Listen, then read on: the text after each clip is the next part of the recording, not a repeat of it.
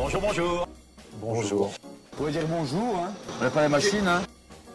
Bonjour mesdames, bonjour mesdemoiselles, bonjour messieurs. Vous pouvez répéter? J'ai dit bonjour. Bonjour Ingrid. Bonjour. Bienvenue dans Bonjour, l'émission qui vous fait faire le tour de l'actualité pour la journée.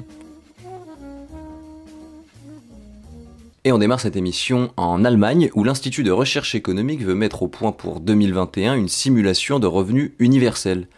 Les 122 volontaires sélectionnés percevront 1 200 € pendant 3 ans. On a tous bien envie de participer, les inscriptions justement ont ouvert le 18 août et déjà 1,6 million d'Allemands se sont inscrits. L'économie sur Gunscoop, à l'origine de cette expérience, avait compté sur 1 million de volontaires en 3 mois. Il reconnaît qu'il a clairement sous-estimé l'intérêt qu'a suscité son projet. N'importe quoi pour pas bosser. En France, maintenant, un article du Canard enchaîné questionne l'avenir de l'argent liquide.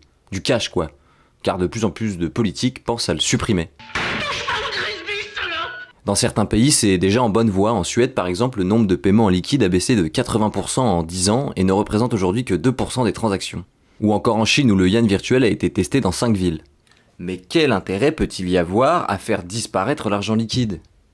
Premièrement, pour limiter les risques de fraude et le travail au noir. Sans argent liquide, celui-ci sera voué à disparaître. Mais la raison est aussi écologique. Un paiement de 40 € en liquide, fabrication et transport compris, émettent 22 grammes de CO2, soit l'équivalent d'un trajet en voiture de 7 km, contre seulement 3 grammes pour le paiement par carte. Pourtant, supprimer l'argent liquide, ce serait discriminatoire pour les plus pauvres qui n'ont pas les moyens de se payer une carte bancaire, mais surtout une atteinte à nos libertés. Chaque titulaire de carte bancaire sait que la moindre de ses dépenses est connue de son banquier, alors que le cash, lui, reste intraçable. Well, I feel very badly. I haven't been dealing with him for a long period of time, as most of the people in this room know. La personne que vous entendez ici, c'est Donald Trump, et il explique ne pas avoir eu de contact avec Steve Bannon depuis un long moment. Alors si le président américain ressent le besoin de se justifier, c'est parce que Steve Bannon, qui rappelons-le fut l'un des conseillers de Trump pendant la présidentielle, est accusé d'avoir détourné des fonds d'une organisation à but non lucratif. Cette organisation devait récolter des dons pour construire un mur entre la frontière mexicaine et américaine, et d'après les premiers éléments de l'enquête, l'ancien conseiller de Trump aurait tout simplement détourné $1 million de la totalité des dons récoltés pour régler des dépenses personnelles.